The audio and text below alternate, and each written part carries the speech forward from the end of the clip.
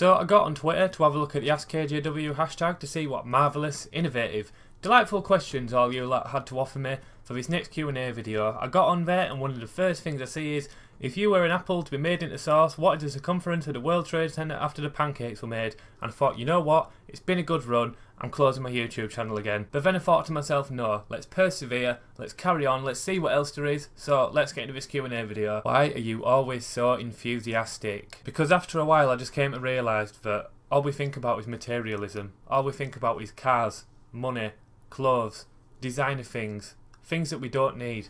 When in reality, the only thing that gives me true happiness is seeing a smile on a child's face. Or seeing a kid fall over. I also enjoy that. What is your favourite game? The Last of Us. Or maybe Euro Truck Simulator 2. It's a very close call. What is the most annoying internet trend? Pretending to know about politics. It's not actually a trend, but at this point it might as well be, because everyone does it. Obviously there are some people out there who have very well thought out, educated opinions and actually know the stuff about what they're talking about. But for example, at the moment, immigration is a very big topic, right? I'll log into Facebook. I know Facebook is not the greatest place for political discussion, but I go on Facebook, I'll see a status that's this long, right? It's like 200 words, which are all basically misspelled. And if they literally wrote, I am scared of brown people, it would have the exact same effect. I don't want to sound like too much of a grammar Nazi here and suggest that people shouldn't be allowed an opinion on politics if they can't spell, but there is kind of an intellectual difference between being able to spell basic words and politics, you know? I saw someone talking about this stuff on Facebook. They spelled exactly, and they try to have an opinion on whether we should leave the EU or not.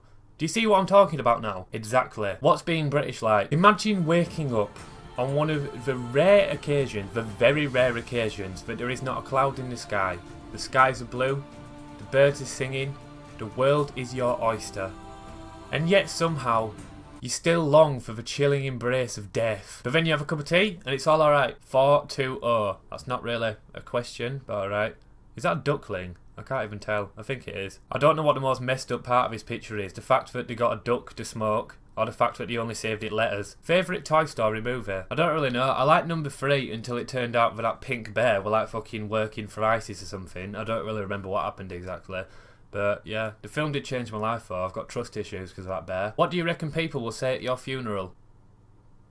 Have you seen this meme? Where are we again? If real life had GTA cheat codes and you could pick 3, what would they be? Weapon set 1, weapon set 2, Spawn Sanchez. I would have the best day out. Will you do a playthrough of Outlast 2 when it comes out? I will reluctantly say yes, because I do kind of want to play it, but I kind of don't want to be terrified at the same time. I've played the first one through, and I'm usually alright with horror games, but that was absolutely horrifying. If you play it with the headphones on full blast, it is fucking... You are so on edge the whole time you're playing it, but yeah, I will do it. I will repeat my last question. Pepsi or Coke, punk? Well, to be honest with you, there's actually a reason as to why I didn't answer this the first time around. Basically, it seems to be quite a big thing on the internet, really, doesn't it? Pepsi or Coke? Pepsi or Coke? I've seen a lot of people ask that.